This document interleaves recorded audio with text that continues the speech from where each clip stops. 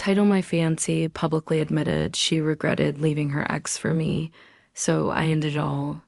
My revenge, at our engagement party, she raised her glass and said she wished she'd never left her ex.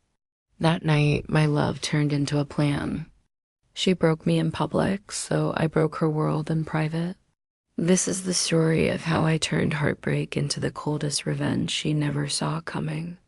When Ethan Collins, a 29-year-old software engineer from Boston, thought he had found love in Madison Hayes, his ambitious and dazzling fiancée, his world seemed perfect. But during their engagement party, Madison humiliated him with a shocking confession. She regretted leaving her ex for him. Humiliated and betrayed, Ethan doesn't just walk away, he orchestrates a plan to dismantle Madison's reputation, her career, and her twisted fairy tale romance. What begins as heartbreak becomes a masterclass in vengeance. The toast that killed me, Boston, had never looked so alive. The city's skyline glittered like a crown, and I should have felt on top of the world. Instead, I sat at the rooftop bar of the Avalon, a champagne flute in my hand, waiting for the moment I thought would seal the happiest night of my life, our engagement party. Madison Hayes, my fiancée, moved through the crowd like she owned the place. Her black silk dress shimmered under the lights, every step calculated, every smile practiced. She wasn't just beautiful, she was magnetic. People gravitated toward her, wanting her approval like it was gold. And me, I was the man who had won her, the one she left her past behind for, or so I thought. The party buzzed with laughter and clinking glasses. My best friend Marcus clapped me on the back. "Ethan, man, you did it. You actually locked her down." Madison Hayes. I smiled, trying to push down the unease that had been gnawing at me for weeks. Madison had been distant lately. More late nights at work, more texting behind locked screens. I told myself it was wedding stress. I wanted to believe that. Madison raised her glass. Instantly, the chatter died down. All eyes were on her, the dazzling bride-to-be. "I just want to say," she began, her voice warm and rich, "that tonight is about love, about commitment, about finding someone who sees the best in you." She turned, flashing me a smile. "Ethan has been my rock. He's patient, kind, always there for me." Applause. My chest swelled until she kept talking, but her tone shifted, playful, almost careless. I'd be lying if I said I never thought about the past, about Tyler. Laughter rippled through the crowd. People glanced at each other, unsure whether to laugh harder or stay quiet. I froze. Tyler, her ex. The man she swore she left behind when she chose me. I mean, who doesn't sometimes regret leaving someone? Madison laughed lightly, sipping her drink. Tyler was, Tyler, but I guess everything happens for a reason, right? The blood drained from my face. Marcus's hand on my shoulder stiffened.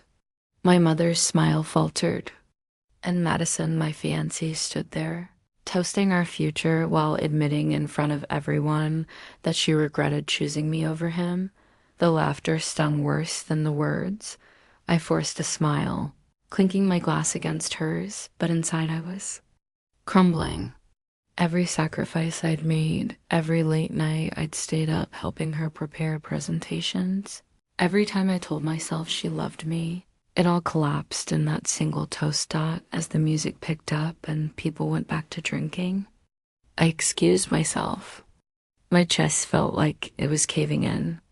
I walked to the edge of the rooftop, staring down at the city lights blurring into streaks. Her voice still echoed in my head. Who doesn't sometimes regret leaving someone? That night, Madison killed the man who loved her. What she didn't know was that she had also created someone else in his place, someone who would make sure she regretted ever humiliating me. And so it began. The breaking point, the drive home was silent, except for the hum of my car's engine and the pounding of my heartbeat. Boston streets were alive with Friday night laughter, neon signs glowing against wet pavement, but inside my car, there was nothing but darkness. I gripped the steering wheel tighter, knuckles white. Madison sat next to me, humming along too. Some pop song on the radio, like nothing had happened. Like she hadn't just gutted me in front of everyone I cared about. Finally, I couldn't take it anymore. "Do you even realize what you said tonight?" She turned to me, surprised, then rolled her eyes. "Ethan, come on. You're still hung up on that? It was just a joke." Everyone knew I didn't mean it. "A joke?" My voice cracked. "You said you regret leaving Tyler at our engagement party. In front of my family, my friends." She sighed, brushing her hair back. "You're blowing this out of proportion. People joke about their exes all the time. It doesn't mean anything." But it did. It meant everything. When we got home, I didn't go inside with her. I sat in the car, staring at the reflection of my hollow eyes in the rearview mirror. The house we'd bought together loomed behind me, a place I thought would be our future. Now it felt like a prison I had willingly walked into. I thought about the nights I stayed up late helping her polish presentations when she was too exhausted to keep her eyes open. The weekends I skipped hanging with Marcus so I could help her run errands. The money I put into her side business when no one else believed in it, and all she could say was that she regretted choosing me. I stayed out there until the night grew cold, until the pain twisted into something else, something sharper, not sadness. Not despair. Resolve. By the time I finally walked inside, Madison was asleep, her phone glowing dimly on the nightstand. I picked it up, intending to put it on the charger, but the screen lit up with a new message. From Tyler. "Saw the photos. From tonight, you looked amazing. Wish we could have been celebrating instead." My stomach flipped. My hands trembled. I scrolled up. Dozens of messages, late-night conversations, flirty jokes, emotional confessions. She had been talking to him for weeks, maybe longer. All while smiling at me, planning a wedding, telling me she loved me. That was the breaking point. Something inside me clicked, like a switch flipping off. The Ethan who loved her died in that moment. In his place stood someone new. Someone colder. I put her phone back, careful not to leave a trace. Then I stood over her, watching her sleep. She looked so peaceful, so untouchable. The woman everyone admired, but I knew the truth now, and I would make sure everyone else did too. As I lay down beside her, I whispered so softly she couldn't hear, but the words were for me anyway. "You ended us tonight, Madison. You just don't know it yet, but I'll make damn sure you feel what I felt. You'll lose everything piece by piece." And with that, the plan began to form. The X Factor. The next morning, Madison acted like nothing had happened. She brewed coffee, humming, scrolling through her phone with that smug little smile she thought I didn't notice. Every time she typed a reply, her lips curled in a way I had never seen when she texted me. I didn't say a word. Instead, I drove across town to a cafe in the financial district where Boston suits gathered for overpriced lattes. I wasn't here by chance. I had arranged a meeting. Tyler. He strolled in, sharp navy suit, Rolex flashing, the kind of man who thrived on Wall Street and knew it. He smirked when he saw me. "Well, if it isn't the fiancé," I clenched my jaw. "We need to talk." Over coffee, I played dumb, probing him. He was only too happy to talk. He bragged about Madison, how she had been texting him again, how she'd told him she regretted choosing me, how women like her always come back to the guy who excites them. I wanted to break his nose right there, but I stayed calm. Let him think he had won. Because in that moment, I realized the truth. Madison wasn't just disloyal, she was careless. And Tyler was arrogant enough to think he was untouchable. That combination was my weapon. When I left that cafe, I didn't feel humiliated anymore. I felt clarity. I wouldn't just walk away. I would let Madison's own sins destroy her. And I'd use Tyler to do it. Seeds of revenge that week. I became an actor in my own life. I smiled when Madison smiled, kissed her cheek when she asked, "What's wrong, babe?" and told her I was fine, but behind the mask, I was working. Went through her laptop when she left for work. I copied her emails, her financial spreadsheets, the client contacts she wasn't supposed to have on her personal drive. Evidence of professional misconduct enough to ruin her reputation at the firm. I dug deeper. I spoke to her coworkers at casual drinks, listening to whispers. They resented her cutthroat ambition, her habit of taking credit for team projects. I took notes, and then the personal side. I forwarded her late-night messages with Tyler to an encrypted folder, the suggestive selfies she had hidden in a locked album. I copied those too. Every seed of her downfall I gathered in silence. Meanwhile, I played the perfect fiancé. "Baby, you were amazing at the gala. Don't stress about the wedding. I'll handle the venue deposit. You deserve everything." Madison. She believed every word. What she didn't know was that her carefully built image, the strong, successful, admired Madison Hayes, was about to collapse, and I was going to be the one pulling every string.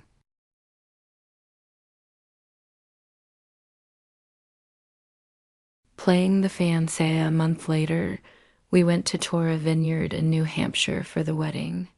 Madison was glowing, snapping selfies, posting #bride-to-be, captions like her life was a fairy tale. I played along. I held her hand, kissed her forehead, smiled for the pictures, but while she posted about forever, I was busy rewriting her stot at night while she slept. I used her laptop to send anonymous emails to her boss hinting that Madison was leaking client lists to competitors. I scheduled posts on burner accounts, planting rumors in social media circles about her inappropriate closeness with Tyler at brunch with her parents. I casually mentioned how wedding planning was expensive and hinted that Madison had drained part of my savings for her boutique startup. Her father frowned. Seeds of doubt planted. The beauty of revenge wasn't in the explosion. It was in the slow burn, and Madison had no idea. She was standing in gasoline while I struck the matches. The public exposure, the first crack came at her. Company's annual gala. Madison wore a deep emerald dress, the kind that made every head turn. She was in her element, laughing, charming, shaking hands with executives. Halfway through the night, as her boss praised her in a speech, the screens behind him flickered. A slideshow of photos appeared. Madison smiling, kissing Tyler in a hotel lobby, leaning against him in bars. Even a few suggestive ones she had once sent late at night. Gasps filled the ballroom. Whispers spread like wildfire. Her boss's voice stumbled. Her colleagues stared. Tyler himself was in the crowd, smirking like he had nothing to lose. And me? I was standing at the bar, glass in hand, watching the chaos unfold. Madison's face drained of color. She stammered, That's not. But the damage was done. By the end of the night, she had been quietly told to take some time off. Her boss's handshake was colder, her friend's eyes sharper. I walked her out, arm around her trembling shoulders, whispering like a loving fiancé, "It's okay, babe. I'll take care of you." She clung to me, broken, never realizing I was the one who had pulled the trigger, and for the first time since her toast, I felt something other than pain. I felt power. Financial ruin Madison was unraveling. Her boss had put her on leave, but she spun it as a vacation. On Instagram, she posted beach throwbacks with captions like recharging. But behind closed doors, she was restless, snapping at me, pacing the house like a caged tiger. That's when I struck the next blow. I quietly withdrew my investment from her boutique startup. She had relied on my funding to keep the doors open. The vendors paid, the rent steady. I didn't just pull the money, I made sure word spread among investors that Madison Hayes was a liability. One by one. They dropped her. Soon. Suppliers stopped delivering. Her business partner stopped answering calls. Madison's empire, the one she had bragged about building from scratch, began to crumble. Why is this happening? She muttered one night, clutching her wine glass like a lifeline. I sat across from her, masking my satisfaction with concern. Maybe. People are losing confidence. Maybe they heard rumors. Her eyes darted up, panicked. Rumors. Tyler. The gala. It was working. Her professional life was collapsing. And she still believed. I was the only one standing by her side. The wedding that never happened by spring. We were only weeks away from the wedding. Invitations had gone out. Deposits were made, families buzzing with excitement. Madison threw herself into planning as if a fairy tale ceremony could fix everything, but the cracks were widening. I timed it perfectly. Days before the wedding, I scheduled an anonymous email blast screenshots of her texts with Tyler, every line dripping with betrayal.